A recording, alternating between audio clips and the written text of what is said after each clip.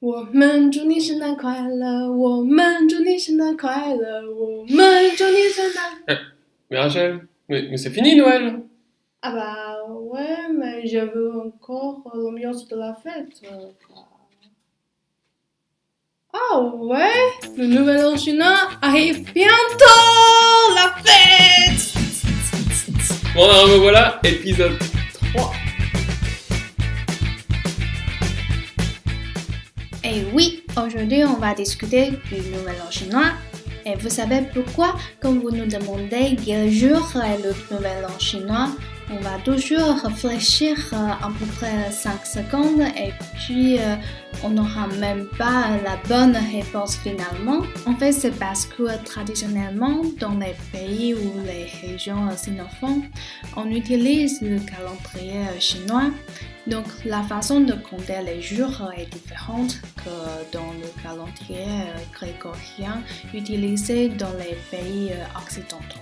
Par exemple, le 22 mars 2017 correspond au 25 février dans le calendrier chinois. Et alors, oui, ici on s'en fiche un peu, mais parfois ça peut être très utile et très important pour quand par exemple la fête de la lune ou la Saint-Valentin chinoise ou encore le nouvel an chinois. Et le premier jour du nouvel an chinois, ça s'appelle Da Nian Chu Yi. En 2017, c'est le 28 janvier. Et la veille du nouvel an chinois, ça s'appelle Chu Xi.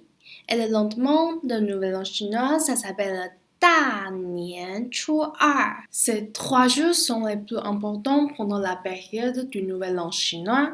Et pour chaque jour, on a aussi des activités différentes. Par exemple, pour la veille du nouvel an Chu Xi, on nettoie notre maison et on colle des affiches rouges et pendant la soirée, la famille mange ensemble, traditionnellement autour d'une table ronde et puis après minuit, on allume les feux d'artifice pour faire fuir le mauvais sort. Le jour du nouvel an chinois Da Nian Chu Yi, on va au temple ou à l'église, ça dépend de notre religion, et c'est pour prier et avoir une bonne chose pour l'année suivante.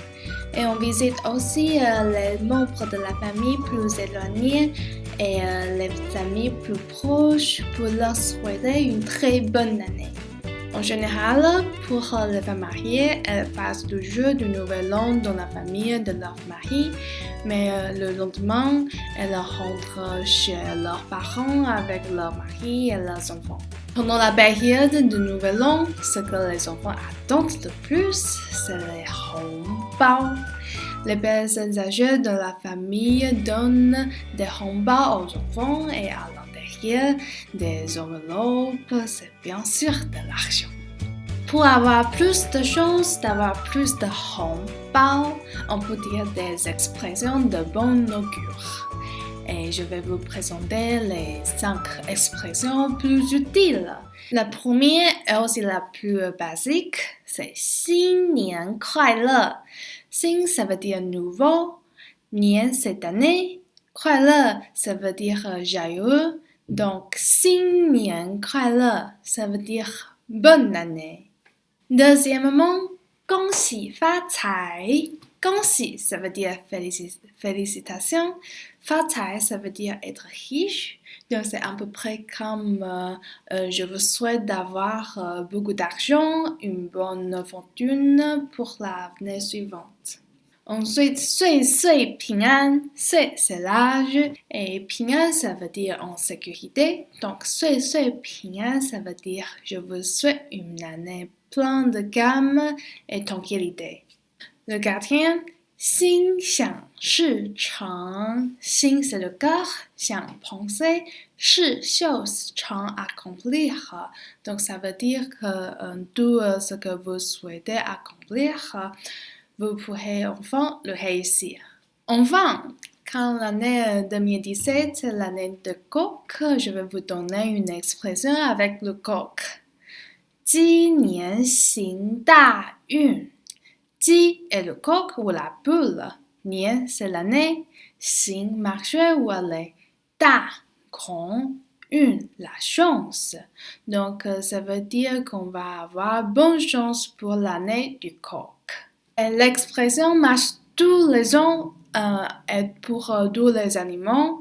Donc si c'est l'année de vache, on peut dire 牛年行大运. Si c'est l'année de tigre, on peut dire 虎年行大运. On remplace juste le premier caractère et ça marche très bien. Et voilà, est-ce que le nouvel an chinois est plus familier pour vous? Gardez ces expressions en tête, peut-être vous pourrez utiliser pendant le nouvel an chinois avec vos amis. 祝你们新年快乐，恭喜发财，岁岁平安，心想事成，鸡年行大运。À la prochaine! Ciao!